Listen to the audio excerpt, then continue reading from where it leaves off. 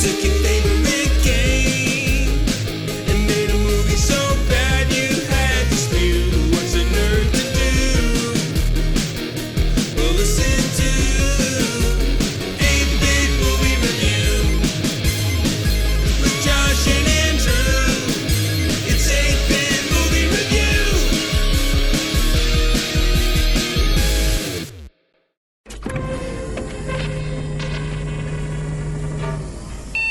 Welcome back, gamers. This is Andrew Gonzalez, And I am not a computer.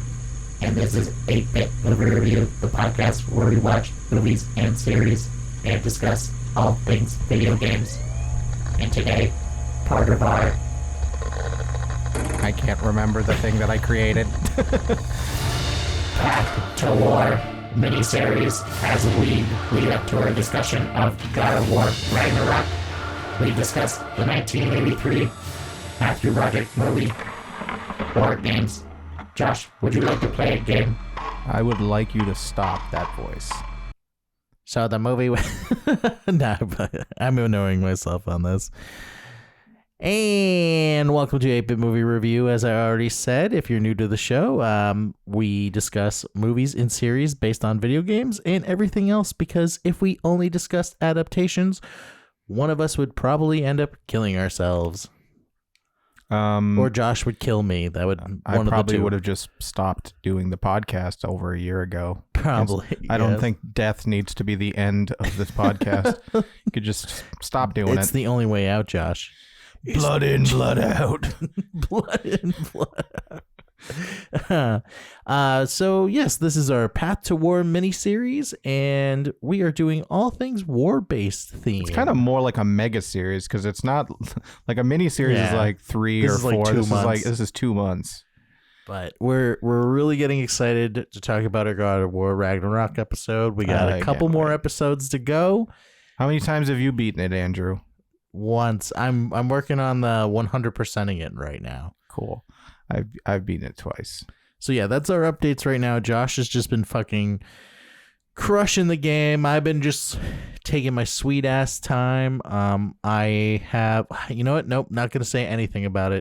So before we get started, there's a couple things we're going to discuss. First, I want to get into a couple news items in video games. The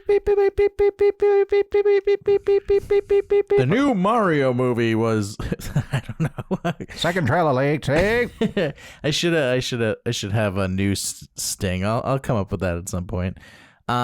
So another trailer dropped for the new Mario movie. We saw it before we could do a reaction trailer to it.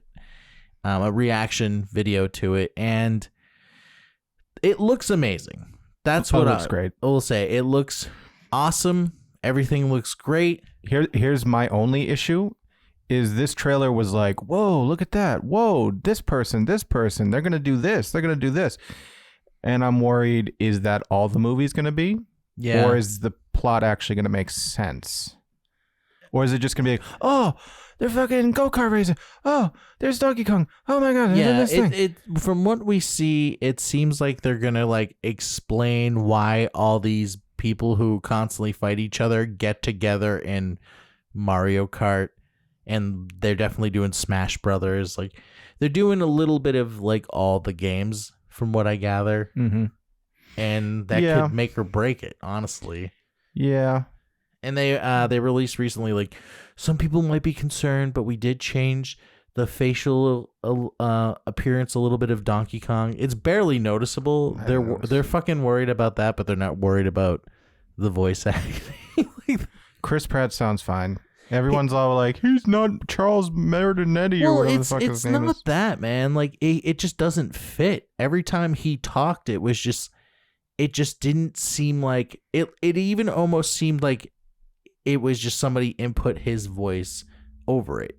I'm not saying like he's a bad voice actor. Like he can obviously do it. Lego movie was great. That's all this is going to be. It's a reskinned Lego movie. Because even when Luigi was talking and sounded like Charlie Day, it was like, I don't know, make them do the Italian stuff. Like why didn't he go like, oh, like why didn't he even attempt to do the voice? Like even if it was just Chris Pratt, I wouldn't care if he was just like, oh, a Luigi, and like talk like that. But no, it's just Chris Pratt going, let's go. Like, he literally says that in the He trailer. didn't say it as flat as that. But he was like, let's go. Like, it's just Chris Pratt saying, let's go. My God. Let's go. Let's go. He just fucking botches the Yeah, but at the end, then he went, wahoo! And that was really good. Yeah.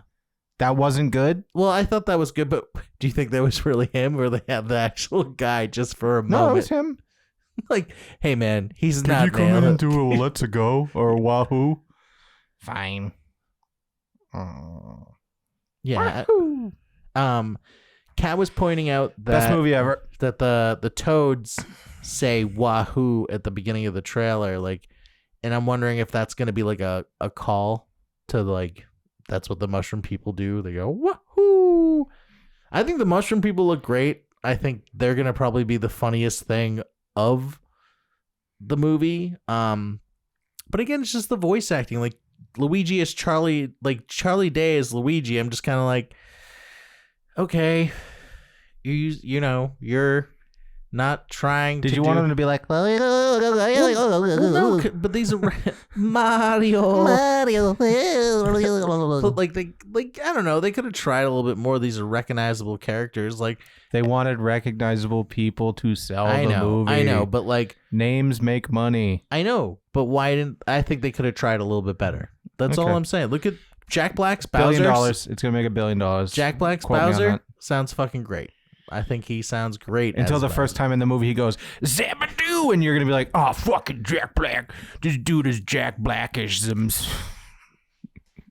I'm just saying, like, I don't know. I think they could have gotten someone better than Chris Pratt. I just think, like, I'm not shitting on, like whatever. He sounds like Chris Pratt. Like, I just feel like they couldn't add any iconic. He sounds like Mario.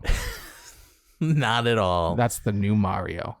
But Hey, what's up, guys? I'm fucking Mario. Let's fucking go. Is that the thing? Is that what he says? Fucking go. Is that what he says? He's already signed on to play Garfield. I see that more than like him. Like, everyone's like, oh, I mean, because Garfield now. was just Bill Murray's voice. It's Yeah. not like Bill Murray was like, hey, I'm a cat. Like, he was doing like a fucking voice. But It was even just- the original, like, voice actor who did Garfield in the animated series was the guy who usually did animated versions of Bill Murray's voice. Like, he did the True. Yeah. So, like, Yep.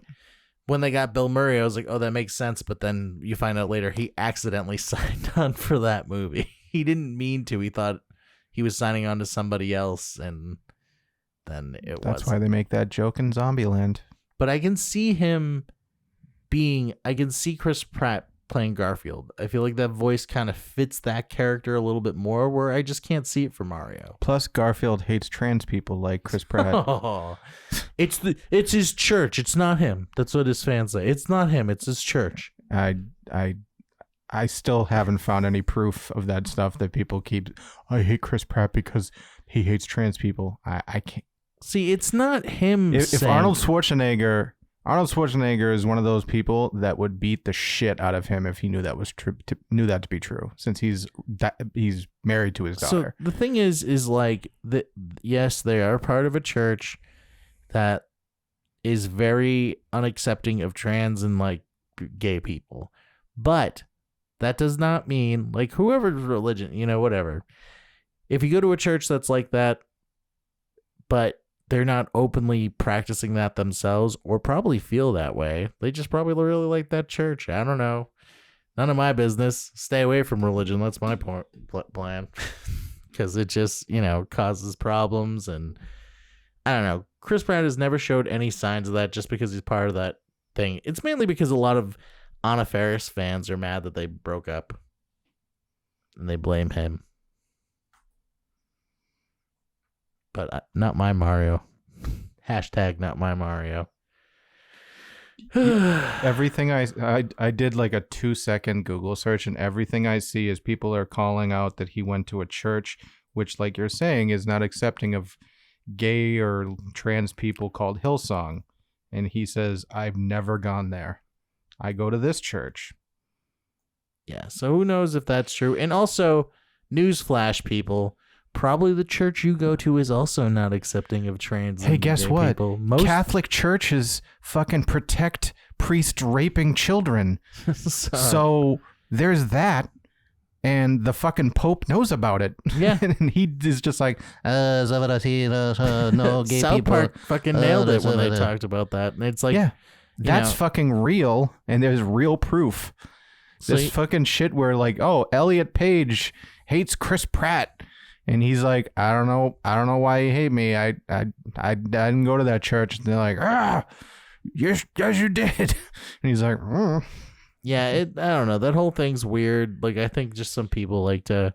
Nobody knows what's true. If he's saying he doesn't go there, then I don't know what the big fucking deal is. But There's also, way like, worse shit that goes on in if Hollywood. you're Catholic and you're one of those people that says he goes to these churches like 10 times, like 9 times out of 10. Yeah, maybe shut your mouth. Yeah, because I'm sure your church would be like, oh, if you're like, oh, I'm trans. Okay, well, let's talk about it and discuss all your sins of being a trans person. We're Okay. going to, Jesus will fix you. Yeah, Jesus will fix you. So, and as you can tell, Josh and I are not religious, and if that upsets you, sorry, because religious is ridiculous. Religion, I mean, is ridiculous. Sorry, religious. The morals of certain religions that people live by are good. A lot of them are good morals to live by. But it is when you take that step and try to then tell people how to live their life based on your church or your religion, that's when you can go fuck yourself. True. But 100%. I But agree if with you that. just take the very good morals that we'll just use Christianity as an example, the morals of like, hey, don't fucking kill people, don't fucking Yeah. steal, That's and you live fine. your life by that, good you're for a good you. person. But the second you tell me that I can't live my life unless it's under Jesus's wing, that's the time I'm going to tell you to go fuck yourself. And you know what, religion? If you want me, get good video games. Religion can have me That's- when it earns me. When it earns me. Get me no good video games. No good religious video games. Was it Bible Story is pretty fucking good, dude. Honestly, so good. Some of those games were so I can't think of a single other religious video game. God of War? No, it's not religion. It's got gods in it. Yeah, but not like the god. It's just the god.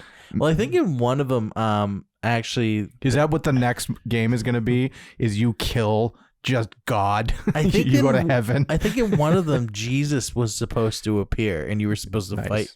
fight Jesus. But I you, think a lot you of- fight angels and you rip their wings off like Valkyries. Oh God.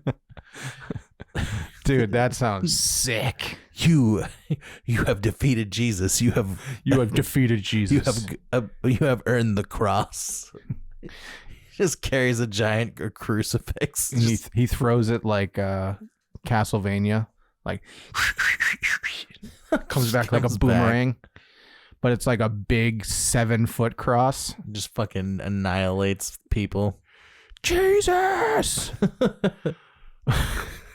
What is it, my son? Drink my blood. ugh. Jesus has AIDS. All right, war games. No, not Oh. yet. We're getting there. I don't think we are. We're getting. We'll get we went there. off on a tangent. Yeah, I'm probably gonna edit a lot of that out. No, keep it all in. People need to know the truth. So, in the world of video game adaptations, it has been announced that Soul Clap Sifu is to receive a film is going to be into a live action film by the director of John Wick. What is? It's just called Sifu. Yeah, Sifu. Oh, but it's what did you Soul call it? Claps. It's The company, the company. Slow Claps. Director Derek Kolstad is from John Wick is going to be doing that movie. Yeah. Okay, that's cool. I heard that game was pretty unique. It's like one of those like action karate things, but like when you die, you get older, but you also get better. Like you learn new skills. I guess that kind of makes sense. Yeah. Pretty cool. And it looks you age every time you die. Yeah, that's when or you something get like older. that. Yeah. It looks like a really fun game. I've never played, but I heard a lot of good things. He's also working on multiple things. He's writing for I don't know if he's directing these two, but he's working on Splinter Cell, Dungeons and Dragons, and they're making a Streets of Rage movie. So I say that it's about 23 years too late. Like, Yeah. who the fuck remembers Streets of Rage at this point? yeah. If you weren't born in the 80s and you didn't have a friend who had a Sega Genesis or owned one, you probably don't know what Streets of Rage is. They did come out with a new one last year, didn't they? Yeah, it wasn't just the same game. Just maybe it was. Yeah, it was a new one because I Just think beat up they hookers. they and- gender swapped Axel, and people were like, "Why the fuck did you do that?" Is it It's like, who- Axella? No. I think it's just still Axel. I mean, an Axel is just a thing in a car, so I don't think it has a gender. Can he be skating it? I should check that out. I love the Streets of Rage. I like to be the little. You like I to be guess the rollerblade and black kid? Yep. Yeah. I just like to be Axel because he would fucking like reverse body slam people, and his like his thing would he would like summon the cop car that would launch missiles. Like cops have missiles in this fucking world. That was crazy. Wow. He summons a cop car? Yeah, I thought like pull like a cop car and it would shoot a missile onto the battlefield. Maybe that's in one of the newer ones. No, I thought it was like Streets of Rage 1 or 2. Are you thinking of Probably because I didn't have a Genesis. You don't even have to finish that. It was a beat sentence. 'em up. Yeah. Yeah. No, maybe I just don't remember the cop car. Maybe I only played one of them then. I thought I played 1 and 2 because they all had like moves. You were very anti-establishment back in the day. So you were Yeah, like, very. I'm not using that move. Fuck the old news. It's coming straight from Barrica. God damn it. So one more thing I wanted to mention, a little video game honorable mention is, Google Doodle honors the Bay Area's first black video game designer, Jerry Lawson, who launched on what we have known today. He was the creator of the joystick. Wow. He was the first person. I know I saw a documentary where I believe he didn't get any credit till like years after he was dead. Unfortunately, he's black, so which is sad. I mean that I'm not saying that to be funny. I'm just It's true that's though. literally how it was back in the 80s. Like They're like, no. he worked on the joysticks, and he was also one of the first people to integrate cartridges. And they kind of like took his idea and were like, "Thanks, Bye. bye. We won't give you no money." But I think his son has been compensated later. Like I know his son was trying to like be like, I want reparations. well, I would too. Like, come on. Video game joysticks are like used for everything, and controllers, and god damn it, they're so fucking expensive. Mm-hmm. Especially those new PS5 ones. Right? God damn it, dude. Fucking stupid video games make me spend money to play them. Well, that was my news for today. And before we get into a discussion of war games, there's one more thing we have to discuss, Josh. Fuck, what's playing? It is the Gaming Zone. It's been a while since I've done this voice or this segment, so I'm kind of excited about it. The Gaming Zone is where we discuss what games we're playing. And take it away, Josh. God of War Ragnarok. Yeah, we know what you're playing on that. Like, what the fuck else am I supposed to say? Well, I didn't know if there was anything else you were No. playing on the side. Literally on my third playthrough of it, I played through it on normal mode. I got the platinum. I then immediately started a hardest difficulty run. I beat the story on that, and then I went back. I got 100% on my normal run. And then because we're a week out of recording, I was just like, well, I might as well play it on second hardest difficulty and then try to do as much as possible so that it's fresh in my mind before we record. That's literally what I said to myself. Yeah. Well, then we can't really talk about what you're playing because, we're going to do a whole episode on that. What I've been playing, and I got to say, it's one of our listeners' faults on playing this game. Shout out to Joe D. Sir Joseph of Donovan. I say thank you, Joe, and I also hate you because I am addicted. We went out for his birthday. Happy belated birthday, bud. And he was talking about Marvel Snap. It is very popular right now, and I'm like, I don't really do app games. I was doing Magic the Gathering, the card game, but it was very heavily like you definitely got to buy digital cards to be better at that game. And he talked about Marvel Snap, and then one day I was just bored, so I just download the app, and now I can't stop playing it. If I'm not playing God of War, I'm playing Marvel Snap. Like, it's just it's so fucking good. It's not even that good. It's just so addictive, dude. Josh said he might pick it up. Maybe. It's free. Not yet. They don't make it as heavy to be like, well, you should spend money. Like, but they are like right now they're doing their Wakanda season.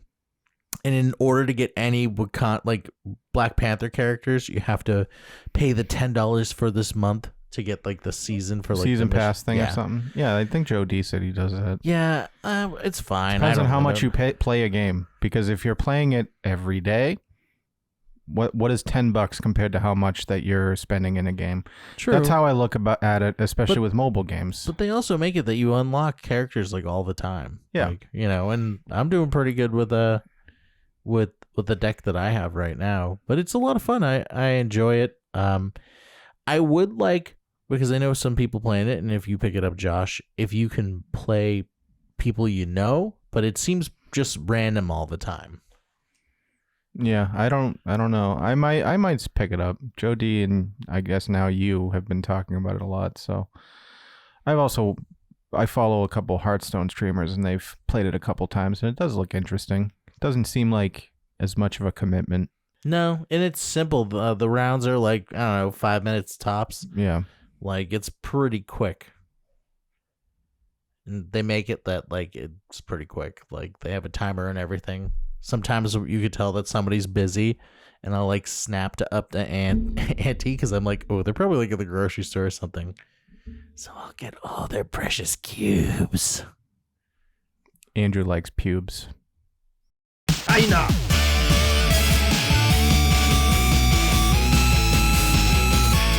The China thing was by accident. War Games. This movie came out in June 3rd, 1983. Was directed by John Badham. John Badham. The budget for this movie was $12 million and made a box office worldwide of $124 million. And with inflation, that would be 354. I'm just going to say, just round it up. Say the whole amount. $354 million a year. Like $215,656.83. Not a year. That's a lot of money. Josh, what's the summary for this? The summary for this, Andrew. Summary. Semicolon. High school student David Lightman, played by Matthew Broderick, unwittingly hacks into a military supercomputer while searching for new video games. After starting a game of global thermonuclear war, Lightman leads the supercomputer to activate the nation's nuclear arsenal in response to a simulated threat as the Soviet Union. Once the clueless hacker comes to his senses, Lightman, with help from his girlfriend, played by Ali Sheedy, which we weren't really together. Yeah, not till the end. They must find a way to alert the authorities to stop the onset of World War III. And that's the movie. Goodbye. Goodbye, everyone. Matthew Broderick. Now, I know this is a very popular movie. It's highly referenced at the beginning of the book, Ready Player One. I don't know if they reference it in the movie. I know they used different movies from what they used in the book, but yeah, it was. I enjoyed it. I don't see why it's as classic as it is, I guess. I'd say it's probably because it was like computer gaming and console gaming was not a thing until after this.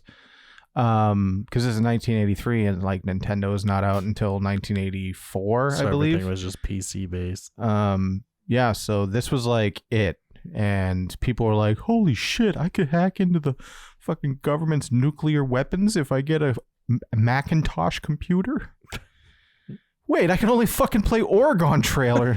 Number munchers. This is bullshit. This is one of those movies, and I feel like they do this in a lot of 80s movies. They're like, if they know how to do computers, they know how to do everything. Like, Hack the world. the shit that Matthew Broderick does in this fucking movie makes no sense. How like a 14 or 16? How old is he in this? Like, Well, he's... his character. I don't know how old he is because they never say it, but He's in high school. he's at least 14, I'd say. 14, 15. He knows how to hack military grade stuff. He can hotwire a door padlock to let him like out, and he does Like some, a government door. And it, like somehow he's able to hack into a door so that it'll recognize the sound of the keys on the other side so that he can utilize it. Like, that is some fucking MacGyver shit if I've Yeah. ever heard of it. and he's just like, yeah, I fail all my classes. Like, where is he learning this stuff? There's no internet. So is this all from magazines that he gets? Like, Yeah, Internet Magazine. well, there is internet, but Hack it's, the World Magazine.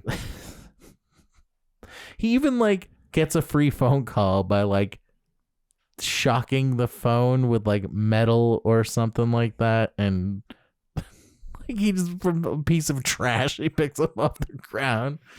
I was surprised by how crazy the beginning of this movie was. Like, the concept, because it starts with a nuclear missile test, which the people in the silo don't know it's a test. And like, they're being told to start the initiation process, and that because it's a manual process, they both have to input like key cards at the same time and codes at the same time and authenticate with like multiple people. And like, one guy hesitates because of the weight of that decision. Launch something that could take up fucking millions of people. If you have a conscience, you might hesitate. And the other guy just immediately pulls out a gun and points it at him. And who Like, is I will kill you. and who is that guy that pulls the gun? Oh. Michael Madsen from like, Oh. Pulp From- Fiction, From Stuff. from stuff. Yeah. Oh, Michael Madsen. Interesting. Yeah, you know that guy. I'm looking He was at the guy that people. was drunk on Bloodborne. That movie we watched where he was drunk the entire time. Bloodborne? We never watched a Bloodborne movie. Not Bloodborne. Blood Rain. Oh, Blood The actor Rain. was like, he's like, yeah, I just took this because I needed money, and he was just drunk the entire fucking time. But I know him from Pulp Fiction.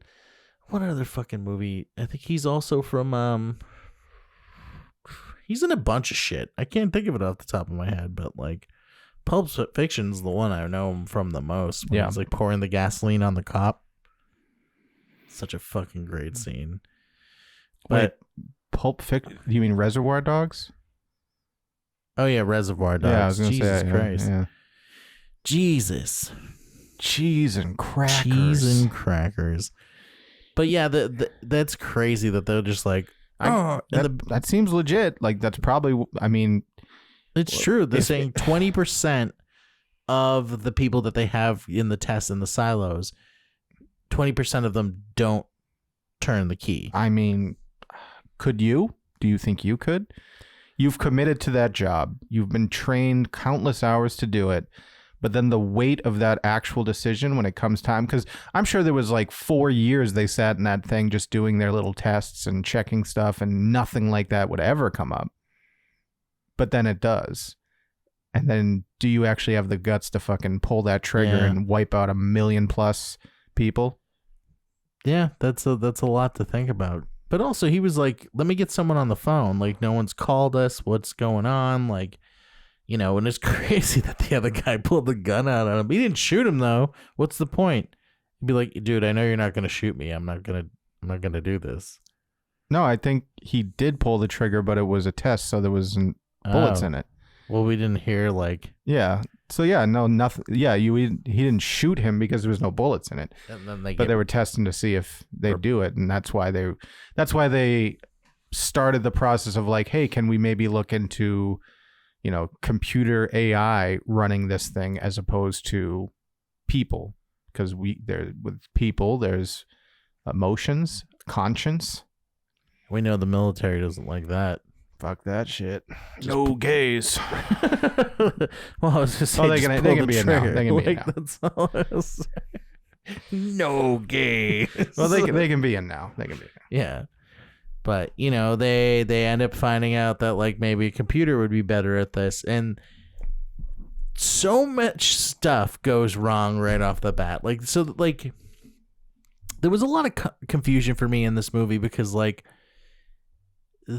so I assume people have seen this movie. So Matthew Broderick is, like, doing this telecall thing to type. I don't really get what exactly he was doing. I don't know if he got money somehow. He found a bank and he was able to, like, book tickets to Paris, but I don't know if it was like he actually just reserved paid the them. money. He didn't actually pay for them. So yeah, but like, and he was trying to get these games off this new computer that was coming out. Yeah, so he could play them for free on his thing, and then he saw in a magazine about, like, I don't know if it's Macintosh. They probably didn't say it was Macintosh because they, you know, that was a legit thing then. But it's like the next generation of computer gaming. And he saw the address where you could call for information or to order one. So what he did was he set up his computer to just start scanning phone numbers in that area and, like, try to ping their systems to try to get into it.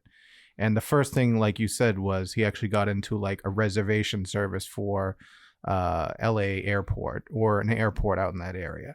So just as a joke, because he's with the girl there, I guess girlfriend, they say. I didn't really get, I mean, I got that towards the end, but, like, I didn't get that at all until the very end of the movie when it's like, yeah, I stopped World War III, and she's like, here's a smooch, a pretty bad one. I mean, they were like 14, so I guess it's not like you're not expecting like much, but so they reserve tickets to Paris. They don't have them because they didn't pay for them. They're just reserved. So if they go to the airport, you can pay for them, print them, get on your plane and go. He also changes his grades, which, like, what he did was, like, see here, like, the teacher would definitely be handing out report cards and be like, okay, so this girl went from an F to an A within, like, a week. Like, something's off here. Also, if you notice, when he went to the principal's office, because he's fucking around in class, he's got low motivation, but he's very smart. That teacher was handing types. out Fs left and right too. By the way, you know, F is not even like a legitimate grade people give. Like, you don't get Fs. Like, I don't think I've ever gotten an F. Yeah, you get like what the like range incomplete. It's like A, B, C, D, incomplete. Or like, you get like, well, when I went to school, it was more of like, you got a 40, that's an F. Yeah. Like 60, maybe a D. Like, yeah. Yeah. So I just love how he sees like the computer terminal at the school, and he like opens a drawer and there's just a list of passwords, and the latest password is pencil. And then like above it's like notepad, and it's like this is the system that the school has set up that tracks and can manipulate grades on their computer, and your password is something that's it's like 1 2 3 4 password. Well, they didn't know back then. They were like, this is simple. Nowadays you gotta have like, I think my work passwords like has to be like 18 characters. It's fucking ridiculous. I think most of the ones I have at work are at least 8 characters. One has to be capital and one has to be special character. So I usually just do like I used to do the season, the year, and replace like one of those with like an exclamation point. Like if it was like fall 2022, it would be FAL exclamation point 2022. But now I do something related to a game that I'm playing, kind of thing. Yes. Like my current work password is Alucard 2022. Who's and Alucard? the zero is that Dracula backwards? Because we were playing Symphony of the Night when I made it last. Such a good game. I still need to go back to that and play as the other characters. You don't really though. Yeah. Those aren't that fun. True. I mean, they are, but they aren't. But you mentioned the girlfriend, and like, I assume they were friends before class, where they're talking about sex in class, sexual reproduction, and they go, tee.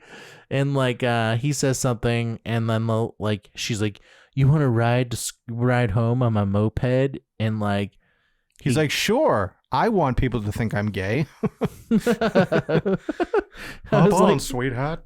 I was like, this movie is very progressive. He's riding bitch. Mm-hmm. Well, that's, he's a bitch. But so. I'm pretty sure this does not pass the Bechdel test, which, shows representation of women. And the biggest thing is two women talking to each other. I don't think you see two women at all talk to each other this entire movie. Well, we definitely get the classic uncomfortable woman doing her job while a man pressures her at her desk. And touches her, like tries to touch her boob. And she's like, "What do you do?" And he's like, "What, am I bothering you?" Did you notice I'm in the military, baby? Oh, that guy. I was like, yeah. Are you bothering her? Yes. You just tried to grab her boob. Like, Yeah, it was the 80s. it was fine. Sexual harassment was not a thing. That wasn't even a thing yet. Nope. Not until that Michael Me Douglas Too? movie Yeah, right. came out with Demi Moore. Oh, I thought you were talking about the one where he was raped by... Yeah, is Demi that Moore, okay, that's the one. Basic Instinct? Basic Instinct. All right. Where it's like, that movie's so fucked up because it's like, we'll have the man be the one that's being sexually harassed. Doesn't he get like What a twist. Doesn't he get like a forced blowjob and that like, no, don't suck my dick. You better stop.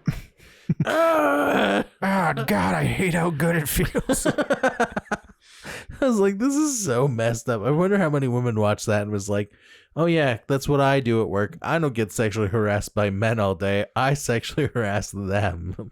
That's why that movie made so much money. All these women are like, whoa, I could rape Michael Douglas. Oh, God.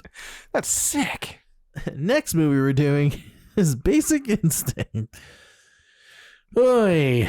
But yeah, this movie was all right. It was kind of slow. The thing that I didn't get is, so like the computer starts going off and triggering like fake alerts. And they find out that they're fake at like the beginning of the movie, but then the rest of the movie, they're still acting like this is all really fucking happening. Because they can't take the risk. But then they're like, what do you mean? This is all fake? All our foreign like leaders are like, even the guy at the end, Faulkner, who's like, who like was like saying to this general who's been a general for a long time, why the fuck would they use all of their artillery at us? I mean, that guy was also fucking chewing dip the whole movie. Like, he doesn't seem like the smartest guy. He's basically one of those people that's like, I can't take any chances. Like, that's because that is where we were in the 80s with like this fucking with Russia and all that. Like, was it Russia or was it still the Soviet Union? I think it was the Soviet Union, wasn't it? Yeah, I think it was Soviet Union. So like that, there was that happening. Like, this is based on what was happening in real life. Like, we did not know if we were getting into World War III because everyone had fucking nuclear missiles, and they're like, we can't fuck around with this because nuclear means fucking millions of people just wiped out at once. Well, so I'm just saying, I think they could have done like better protocols to be like, well, our computer fucked up already. Like, but also think where we were with technology. That was the best technology there probably was. So they were just like, well, it fooled me. Yeah, but even though like there's planes up there, no, they're not, sir.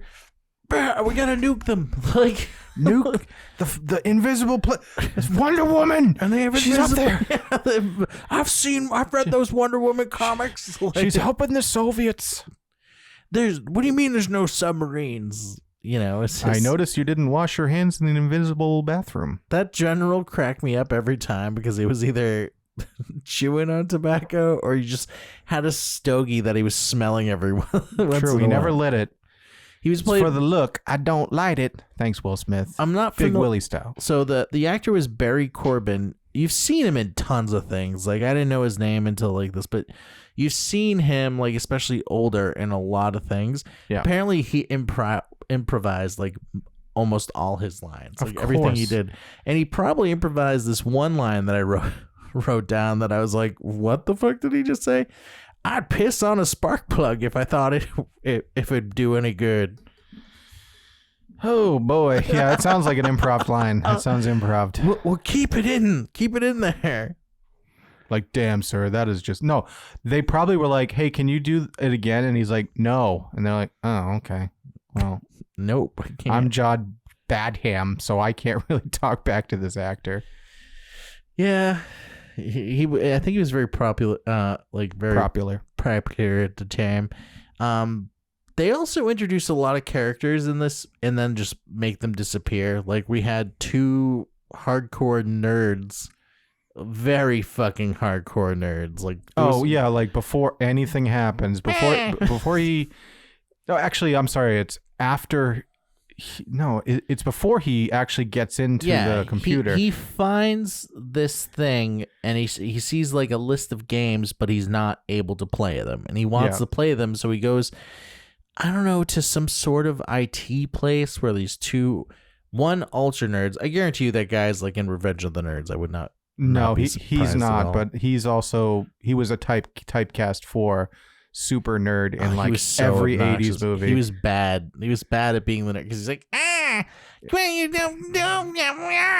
That's what he was. That's what people wanted in their movie from the 80s to the 90s. They wanted that guy, being fucking nerd boy. And you thought they would be more prominent in the movie. Like I thought at the end, They're just gone. They were gonna bring them back to be like, help us hack this shit, but they're just like, no. I gotta finish my shift at Radio Shack.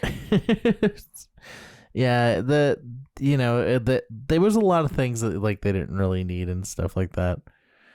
But there was a lot of like character actors in this. There was a guy, the butler from, is it the butler? No, the concierge from Ghostbusters was in this. He was one of the random military guys. The guys Principal Strickland was also in this. Yeah. I was fuck. If only he had called Matthew Broderick a slacker. You're a slacker. My life would have been complete.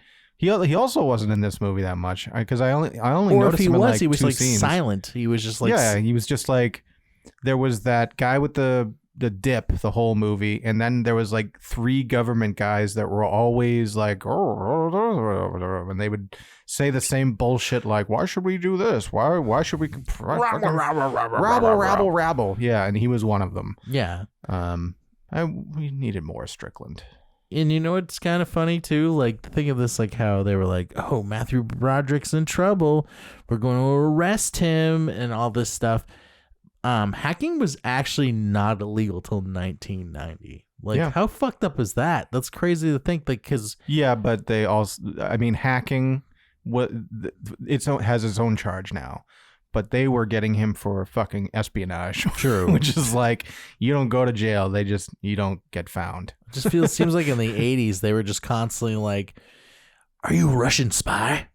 Like, because I guess it was the thing and stuff like that. I mean, he didn't make himself look innocent. No. He first booked a ticket to Paris, or reserved a ticket to Paris, excuse me, then hacked into the supercomputer, and instead of playing chess or checkers with he's like, I'm going to pick global thermonuclear warfare. And those that two sounds cool. Those two were really fucked up because, like, I would probably not want to be the enemy. Like, they were like, yeah, let's be Russia. Okay, where do we want to bomb? Las Vegas. Yeah, kill them all is what the girl said. Mm-hmm. Kill them all. And that was actually the inspiration for the Metallica album, Kill Them All. I don't think that's true. No, it's not true. No. I think that album came out, 80? 79? I'm not a great Metallica album. Big fan guy.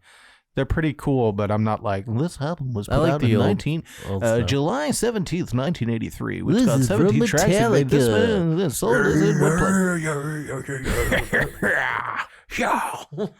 Matthew Broderick. But yeah, nah, it just seemed like I forgot my point. Actually, I'm just saying things. Because you were talking about them actually playing the game and why they picked to be the Soviets. That just like they're like, yeah, bomb our country, and that's like what caused all the issues. Because if they picked Russia, they'd be like, wait a minute, we're not bombing Russia. I guess then you wouldn't have the story. Well, they could only pick USA or Soviet Union. Yeah, but if they picked USA, yeah, and then we it would wouldn't say have that thought- they'd be like, wait a minute, we're not really bombing Russia and stuff Exactly. like that. You know? So this is all because he picked the actual bad guy as opposed to because he's like, I want to blow up Las Vegas. Imagine that was the game. I mean, not the game. The movie where they're just like, so we know this is a simulation, but we just want to know, why'd you pick Soviets? Why? And then they waterboard him. They waterboard. I don't know. I tried to find a clip and I couldn't find it anywhere, but they say game in this so many times. They even say the name of the movie 12 minutes in. When they talk about what's the name of the computer? It's like Whopper. Yes. Yeah.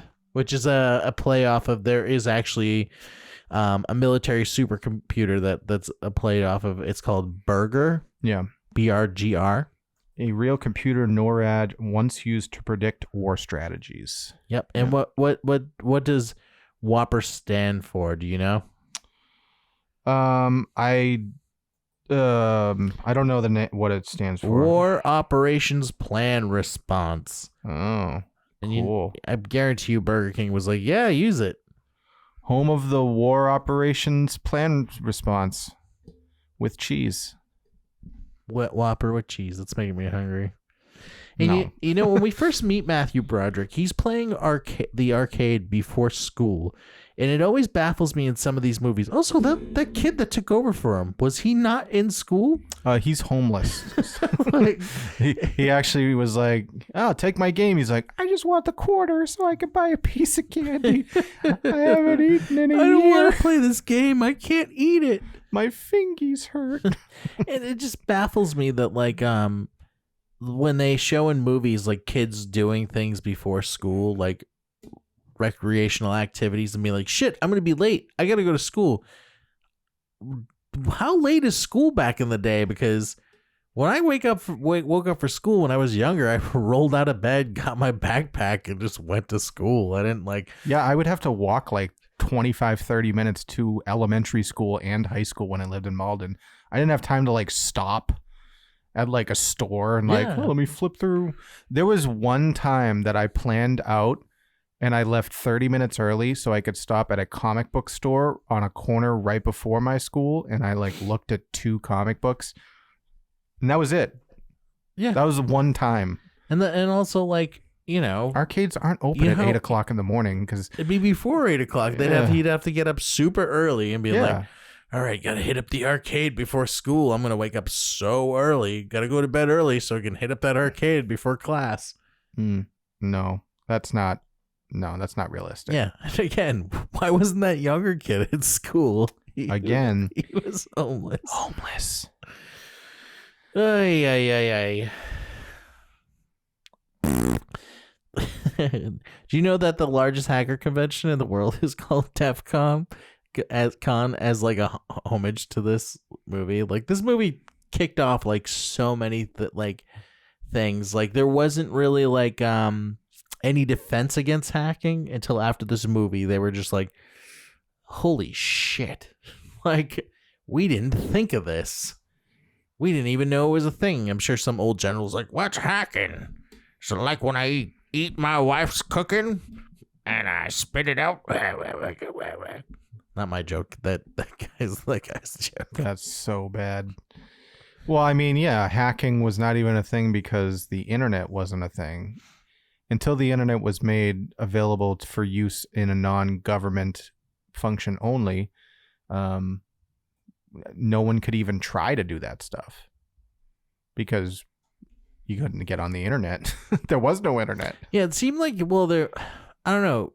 It looked like there was dial-up in this, and it looked like he was like stealing internet or dial-up from other... The internet was, I think, only used for the government until, like, I didn't get internet until like the early 90s.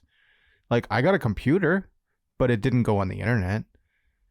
we had a couple games on it, and we got like Encyclopedia Britannica on Oh my like God. 12 to 20 fucking CDs. But yeah, there was no internet, so I mean, I could see the government using the internet so that they can like broadcast information across the country quickly, and even then, it probably wasn't that quick because the internet was not as compact back then. It would be taking giant fucking, basically the room that we're in sized tower, and that would be like, that's 312 megabytes of Oh RAM. my God. And it takes like 15 people to like move it. It's like, oh God, we can finally download a JPEG in like 2 days. This is awesome. Look at this picture. There's a picture of Steve. I'm still waiting, but I'm pretty sure that's Steve's shoe. Another 3 hours, boys. We're gonna see his ankle. Now, we saw the command center, which was like the NORAD command center. It's NORAD. NORAD. It's actually NORAD. based off the actual command center that they have. Yeah, it's just fussied up. They made it look, even in the notes that you have here, Yeah, it says like NORAD does not look like that. They wouldn't let them in. Though, in the movie, they deposit that if you want to go on a tour. Yeah, that's so weird. That doesn't seem like that would ever fly nowadays. But it's just like, hey, you want our secret military base that controls nuclear launch codes and functions? Let's just let civilians in here. You fucking walk around. It's like, hey, buddy, stay on the tour. Hey, have a seat. Why don't you sit in this guy's? Oh yeah. Hey, why don't you sit here? Hit that button. This one? Yeah, that one. Oh my God, not that one. Oh, we're just kidding, Miss Jenkins. You only killed people in Hawaii. They don't matter. Which version did you watch of this? Did you watch like the I did a Philo, which I got to cancel. Free trial. It was like Philo free trial, $25 a month, and you get all these things, and you still get commercials. No, I just rented it on Amazon Prime. They $3. They blocked out all the swears, but they wouldn't. It was weird. They blocked out shit and the asshole, but they blocked out hole, not ass. So they'd be like, ass. That guy's such an ass. Like, Yeah, because they looked at it like he meant donkey. don't want to talk about the asshole. Yeah. It was just very strange. Why don't you just bleep them all out? I don't know. I got no bleeps, baby. I got all the swears I could ever want. Yeah, I should have just rented Even it. when Matthew Broderick says the N-word, I got that too. He says that in there? No. I was going to say. No. But Martin Freeman in the Ali G in the House movie says the N-word several times. Oh, wow. I mean, he's playing A black man. He's not playing a black man. Bilbo is not Bilbro. No, Bill Bro. it's because they're, wannabe gangsters. Yeah, I know. But it's the H, not the hard R. It was early 2000s. Everyone did it. Anyway. I'll do it right now. Ah!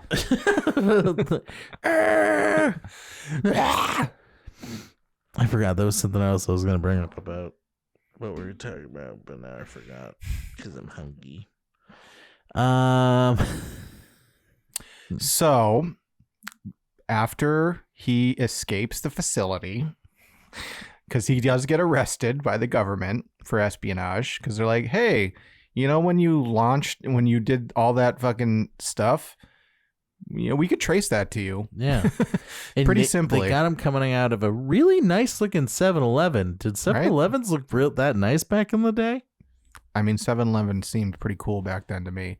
So go in 7-Eleven, get a large Coca-Cola Slurpee. Fuck, that shit was badass. Get arrested by the FBI in the parking lot. Man, those are the days. Those were the days. You had the black guy standing there, clearly staring at you. Just like, yep, you're an official. I can tell. He's just like, all right, you're under arrest. And then because he wasn't in California. No, they brought him to Colorado. That's what it was. They brought him to Colorado for some When reason. he calls like, I'm in Colorado. How long of a drive was that? And he's in a fucking van for a long time, I'm Yeah. guessing. And then they just bring him there and he's up to something, that boy. Yeah, that the boy thing is- that he hacked, let's bring him right to the base where that's managed out of. That makes sense. And it's so weird because like the guy that's like telling him he has to work for Russia, like he definitely works for Russia. Was what was the character's name? McCormick. Like Yeah. another character actor who have you seen in like fucking everything. He like was there when the computer was built, so he understands it more than anything, and he just like is like, nope, you're lying. McKittrick. There's no way that you hacked it, or you're not working with somebody. You're definitely working with somebody. And he's like, there's no way that the computer like talked to you. And like Matthew Broderick shouldn't have waited till people left the room. Which, by the way, how stupid are you that you catch this guy for hacking and then you leave him alone with one of the main system computers in an office? I mean, you said it. You just said it. You hit the nail on the fucking head. But people weren't that bright back then. Hacking wasn't a thing. True. You know? So they didn't even think about it, But then, like, why didn't they just immediately take him off base after the second time? Why did they put him in another room with a hypersexualized guard who was trying to grope someone as opposed to doing his job, which was just stand at a door and make sure a kid doesn't get out? And they put him in the infirmary. You telling me that a military base does not have a prison, like have like a jail cell? I mean, they probably do now, but back then, I don't think they did. No. Jail cells weren't a thing back then. They just used closets. No, I mean, government bases probably didn't have prisons because, I mean, NORAD probably didn't have that many people. In reality, NORAD probably didn't have more than like 15 people that work there. Well, from the notes that I have, where I saw like the set was like $1 million, and like you even mentioned it before, like the actual office is not that elaborate. Yeah. They probably have like 2 computer screens because even the monitors that they used didn't even exist at that time. Like it was all projector screens from behind. Yeah. So what does Matthew Broderick determine that the computer program is doing or is being influenced by, which leads him on our second subplot? I was a little confused by this. It thinks it's playing a game, but it's also trying to teach a lesson. Like I was very confused why it decided like what's the difference between real and a test? Like nothing. Like what's the difference? So we're going to make things really happen. Like because at first it's just giving away fake alerts, and then it's like, nope, we're going to set off our own missiles. So I was a little confused by that. So if you can elaborate on that, man. Well, it's because the guy that designed it based on his son, I believe, Joshua, and he is playing a game against him, and the computer program won't give up until there is a winner or a loser, which is why the end of the movie is the computer program learning that sometimes the best result isn't necessarily a win or a loss. It's just to not play at all. Though I did take the ending actually as, was the computer just salty that he didn't get to play chess? Because remember, he was like, are you sure you don't want to play a game of chess? I would love to play chess. Fine, let's nuke everything. And then when he says the game, he's like, fine. Yeah. And then you should just play chess, Matt. And then when everything fixes, like he goes to the doctor. So now would you like to play chess? Like he's like, okay, that's what he was just throwing it. Oh, okay, you want to play nuclear warfare? Let's fucking do it. Nuclear, huh? Nuclear. All right, RGW. Gotta get them nuclear weapons. Nuclear. It's like a dermatologist recommended nuclear face scrub. face scrub. It'll make your skin green. I almost said screen. It makes your screen free. So he escapes the base. He scoops up his girlfriend. He's like, hey, I need you to buy me a ticket because clearly I'm not being watched by the authorities and I'm going to go to an airport. Escaped. Yeah. So easily escaped. He super easily the guy escapes. even grabbed him and was like, Get back in that tour, you little bitch. And he's like, okay, bye. That's when you could like hit kids back in the 80s. Because he like fucking roughhouses the kid, like pushes him and like shakes him around. He wasn't even that far from the tour group too, and he's like, hey, what are you doing? Well, I mean, that's probably how anyone should act when you're in the place that manages like nuclear launch capabilities. Like, you probably shouldn't have wanderers from your tour group or extra people getting back on the bus.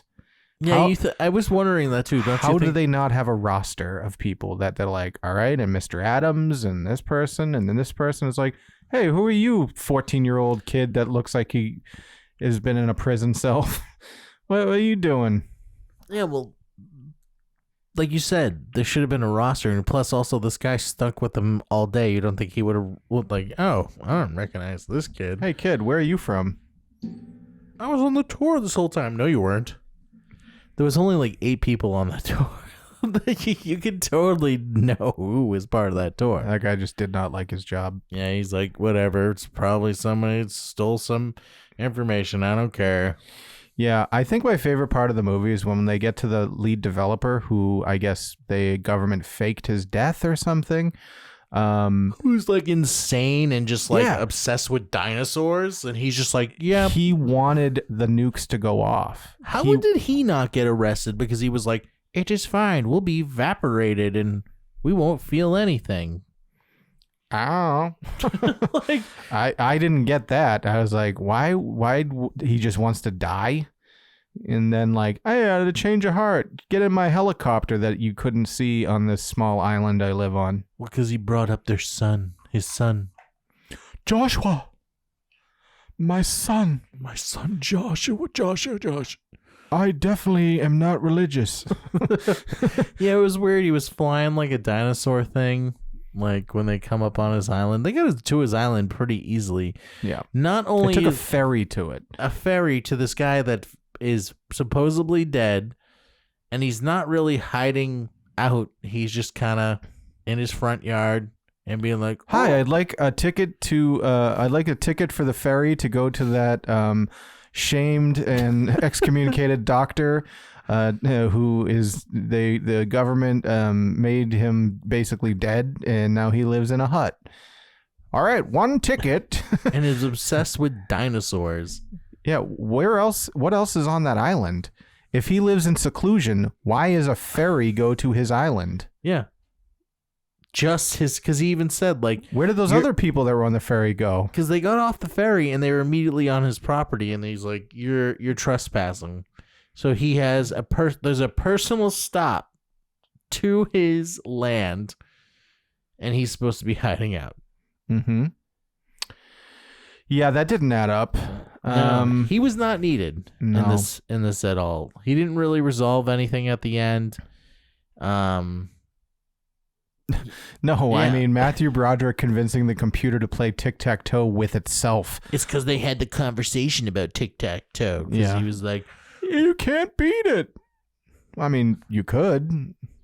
But you were right. That guy was totally like all about dying. He's just like, well, we're pretty close, so, we won't be like the other people or we'll get radiation poisoning.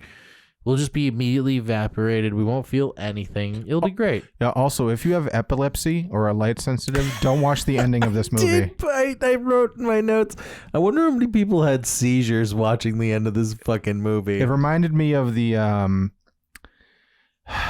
part in Halloween 3 where it's like the silver shamrock thing and it's like, this is Halloween. How's the song it's goes? not This Is Halloween. No, but the song goes, happy, happy Halloween, Halloween, Halloween, happy, happy Halloween, silver shamrock. Yep, that's Right. I love that. Boys you and girls, that. I hope you're ready for the big giveaway. And it's just like a flashing light with a pumpkin on the fucking TV. It's like Snakes and spiders come out of my face. Yep. Oh, that Because of the fuck. such an underrated. They should have just called it something else. But like John Carpenter thought, I thought it was great. I liked it. I really liked it's it. one of the best. But you know, It was the only Halloween I watched during my Halloween movie month. That was the only one I watched. Yeah, what is wrong with me? I didn't watch Halloween Ends. I was gonna watch it, but then I just heard it was so bad. I heard that it's just Mike Myers is barely in it. Yeah, I just watched the kill count for it, so I didn't need to watch the movie. I liked the one before it though. I liked Halloween Kills. Mm-mm. I like that one. Yeah, but this War Games isn't that. No, There's not enough no. killing. Could have been a lot more killing. Like if they just let one nuke go off, that could have been pretty good. Well, they did call that one guy and like, by the way, there's missiles coming to you. We don't know if they're real, but yeah, we're gonna ask you to hang. you let us know. We'll Yeah. stay on the phone with you. And Why what can't I call my wife and tell her I love her? It's like no. No, You no. stay on the line. And what a dick. He kind of just waited. Like, are you there, son? Are you there? Oh yeah, sorry, I was grabbing a bag of chips. Yeah, we're live. We're live right now. Like, Yeah. And then even then, the computer was like, nope, we're still gonna blow. He's like, now I know the launch "Fuck codes. that. He's like, yeah, I'm just gonna do it. I am Joshua. Joshua the Destroyer. Josh, you'll kill every one of us. Dun-dun-dun-dun. That's the sound Brian of it. Bailey used to sing that song with my name in it whenever Yeah, I go to guitar lessons. Josh, save every one of us. Do do do do. Yeah, that whole ending scene, I was like, we're just gonna watch tic tac toe go on forever and ever. Like and ever. 27 people watching tic tac toe and getting epilepsy at the same time. Like, And we're not dead, but I need to sit down. Holy fuck! So did the computer stop what it was doing to play tic tac toe? Because those missiles looked like they were about to launch, like they were like ready to go. Well, I mean, again, it was still just running stimulations. Stimulator. Yeah. But yes, because he was the one that initiated it, he was able to convince the computer to like, hey, let's play something that's not going to blow up the world. Computer. And he's like, I'll trick it into... Although a computer could probably figure out how to win tic-tac-toe, right? Like, was that the point? Like, Well, if it's playing itself, its like immediate goal is to win, no matter Yeah. what side it's on. And True. tic-toe-tac. tic-tac. Unless you're playing like a toddler, it is almost impossible to like win because it's fucking. If you know the game, it's Yeah. like You know the moves. Yeah. Yeah, exactly. So I guess that's kind of smart. So, I like how but the what guy did they do would- after? Did they go back to just guys in a fucking silo, or did they just keep using this computer that fucked up? They didn't actually say anything about No, that. they were just like credits. Like they make out Matthew Broderick makes out with his girl. Which, by the way, remember when they're like, "We're fucked," and they're on the beach and they're like in the dark and they're like, "We'll just make out hardcore," and then like, what else are they gonna do? I mean, if you were 14 and you thought that you were gonna get fucking just annihilated by a nuke, you'd probably be like, "Can I put my finger in you?" He's like, "I don't know how to swim, but I know how to finger." Finger bang bang you into my life. Bang bang, finger bang. Yep. Girl, you So that's the end of the movie. Is Matthew Broderick finger blasts a girl on the beach? That's not the end. Or sorry, it's the last 20 minutes. You know what I think's funny? He started all this, and then the fucking McCrick or whatever the fuck is McKittrick just like messes up his hair, like, "Oh, you little stinker!" Like, You almost blew up the world. You almost started World War III, you little rascal. And then he tussles his hair. yeah, he's just like, "Oh, you little rascal!" Oh yeah, yeah, no. No, and then Matthew Broderick tussles that guy's hair. Oh yeah, that's He does right. it back to him. They're for some friends reason. now, even though he was like, "You're fucking, You're a Russian spy. you're a Russian spy." I'm gonna fucking waterboard you myself. What's waterboarding? It's not a thing that's gonna be a thing until 17 years from now, but I'm gonna make it right now. I'm gonna do it. I'm gonna use my dick. I'm gonna use my pee.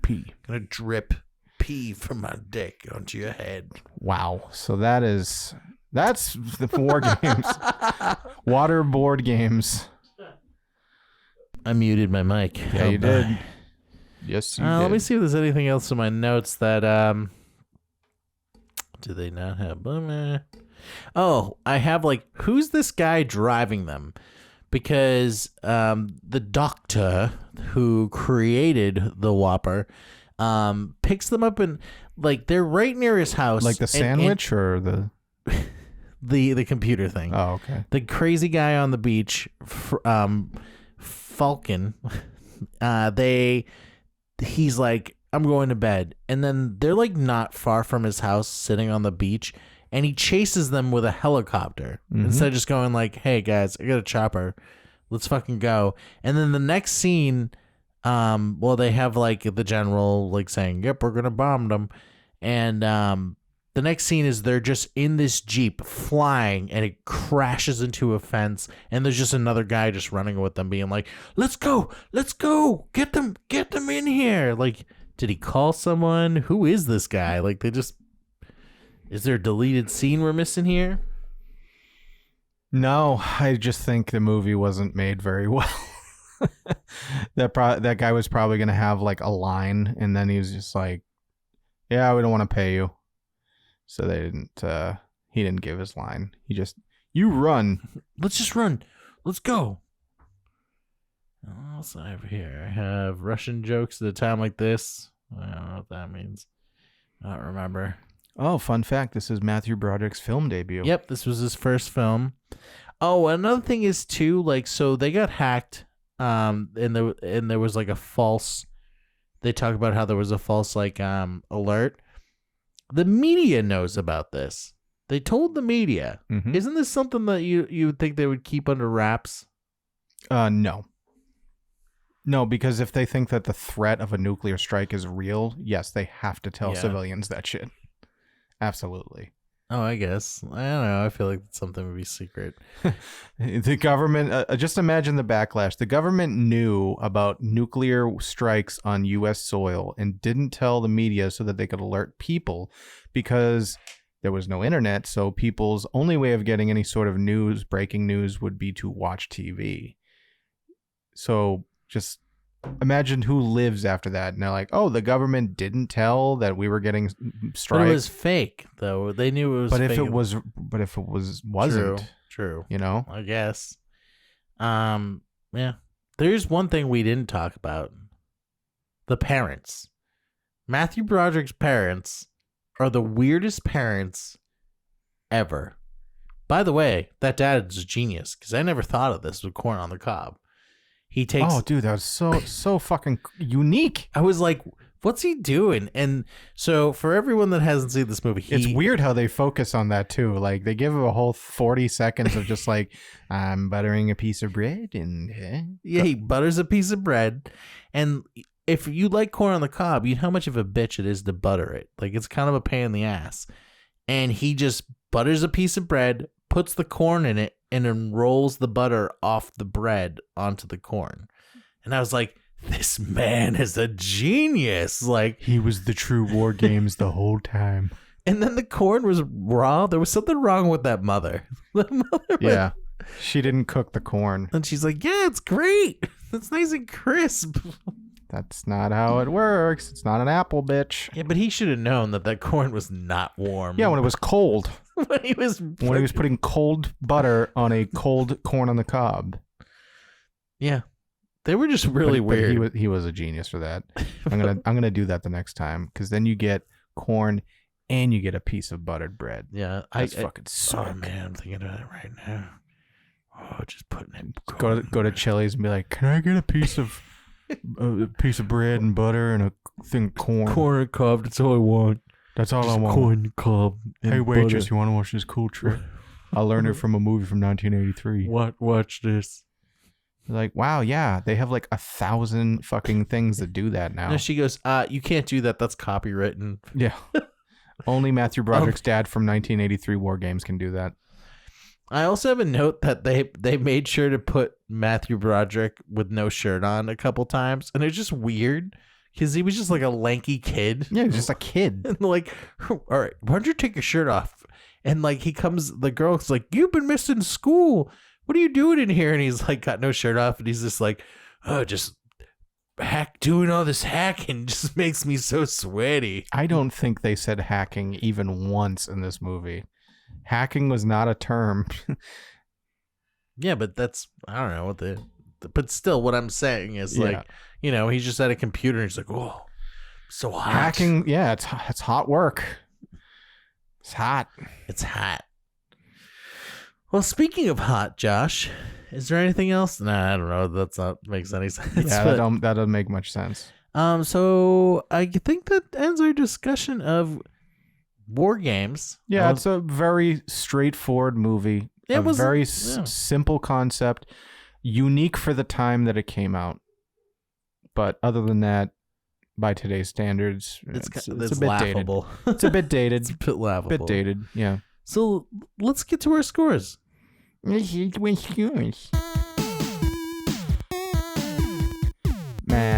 Broderick is a hacker. And his girlfriend. We don't see her tits.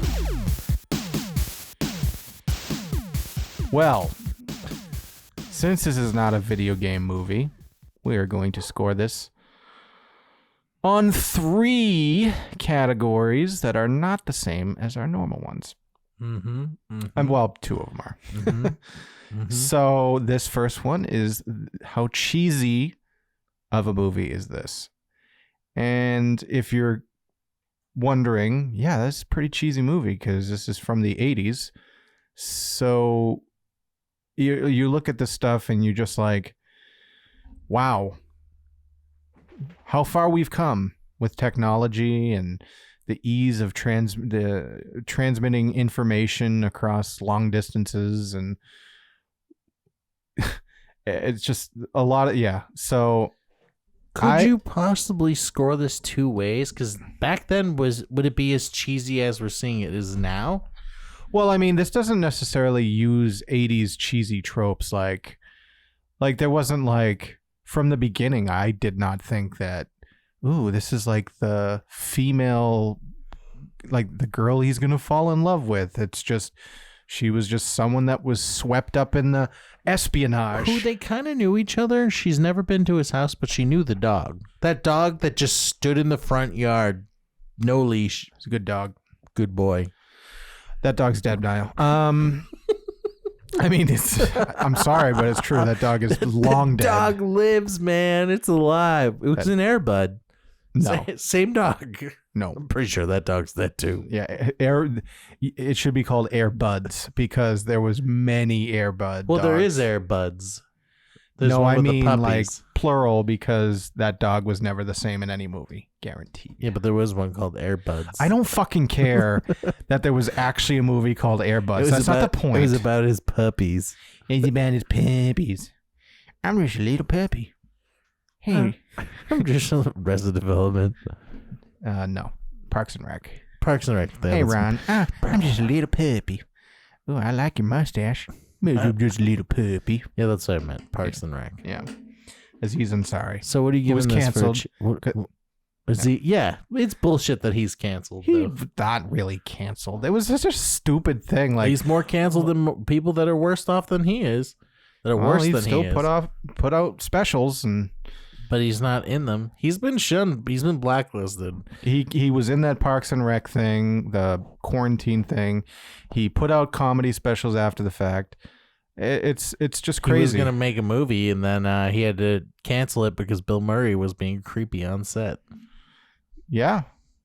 Damn I it! can't wait to see how little Bill Murray we see in that new Quantumania movie. That was probably the only scene he's in. Yeah. And Exactly. he probably got paid more than anybody. Probably. Anyway, so cheese factor. I would say this movie is cheesy in certain ways. Like you look at old technology or the way things used to work back in the 80s. You know, like the classic, you know, oh, I'm a military man. I'm going to hit on this nurse and be super aggressive about it. It's like, okay, that's a pretty classic 80s, 70s movie trope, 90s even. But I think other than that, they were really trying to kind of showcase technology that was not widely known about and not something that was easily available to people. Like computers for like personal use were not a big thing, really. You had to be very rich to own a computer. And they were huge. They were gigantic. So based on that, I would probably say this movie for cheese factor, and I look at it as, you know, how well does a movie utilize classic cheesy tropes? I'd say this is probably like a 4 out of 10 for me, because I didn't like roll my eyes at too many things, being like, Jesus Christ, why are we doing this?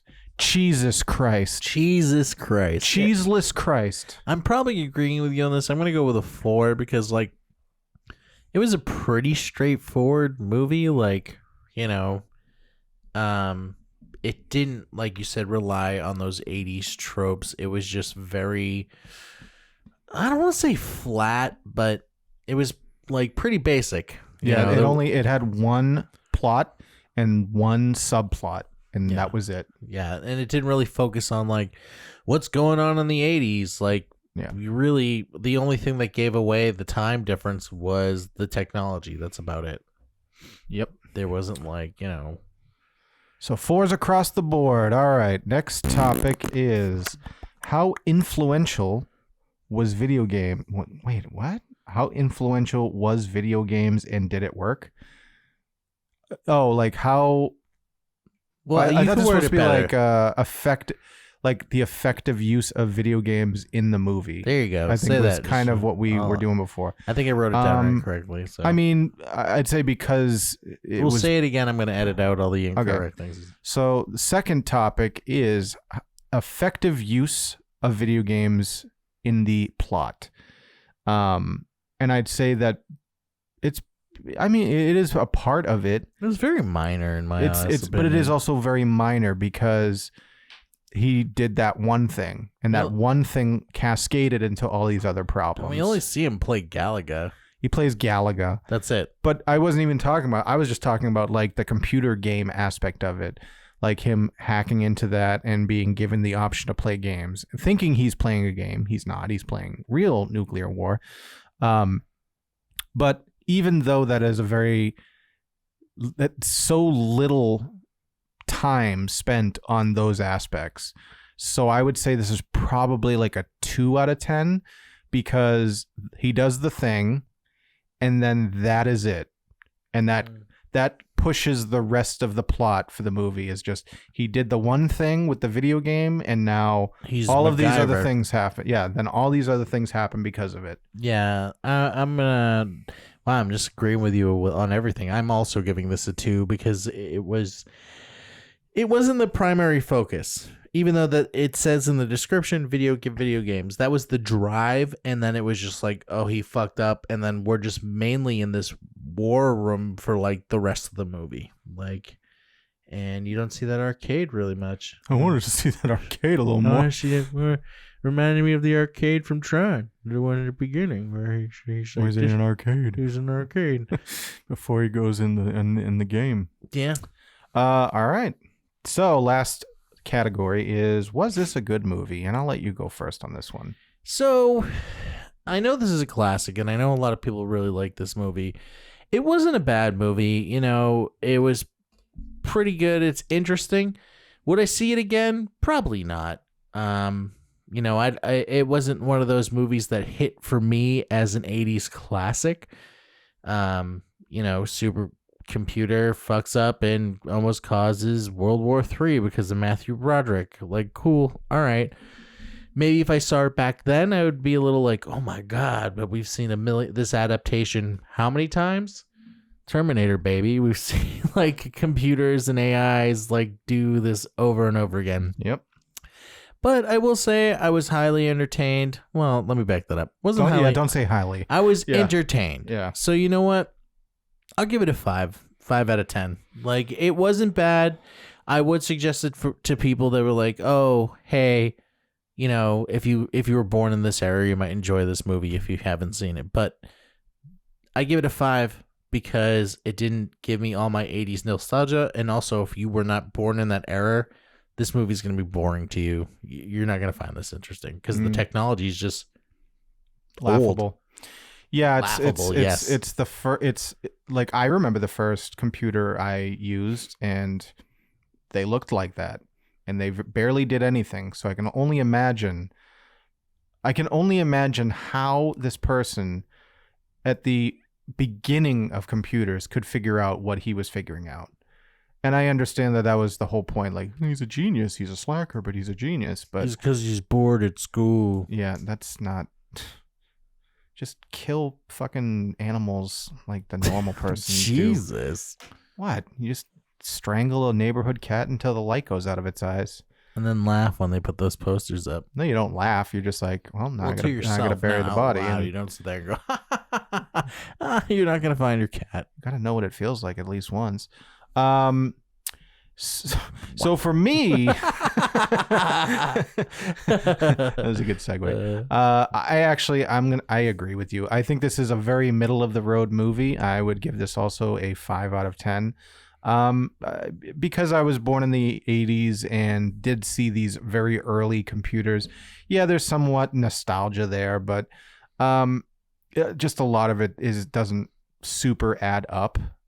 Like you said, they were being told over and over again, this is a simulation, it's not real.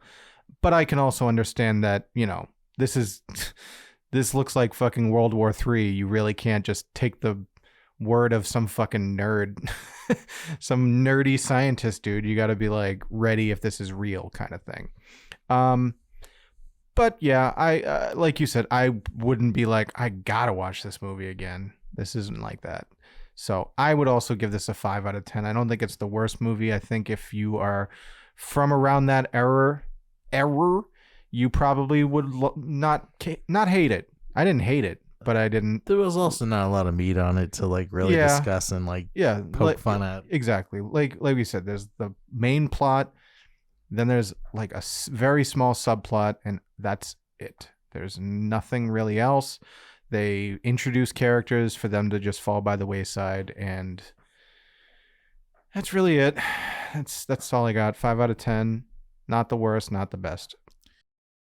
We are now on Letterboxd, where we'll be posting 1-sentence reviews of each movie we watch.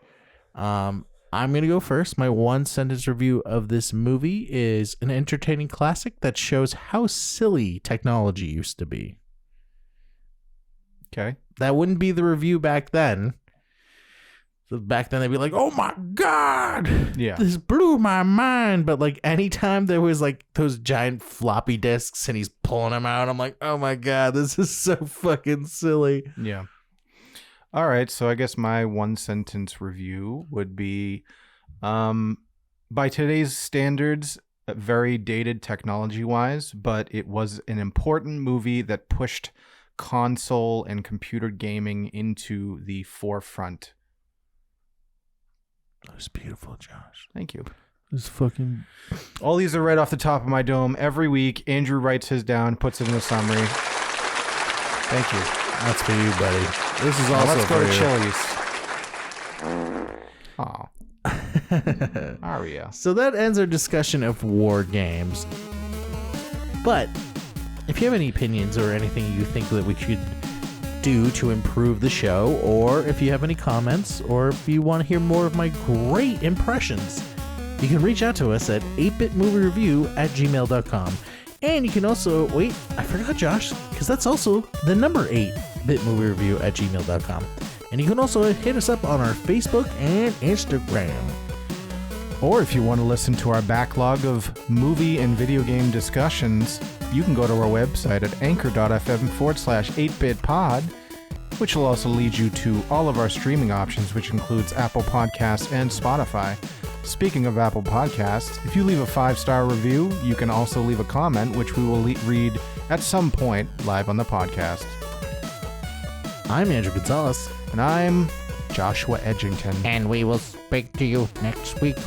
Speak to you? Like we're scolding us. I just can't get these outros right. China. 8-Bit China Review.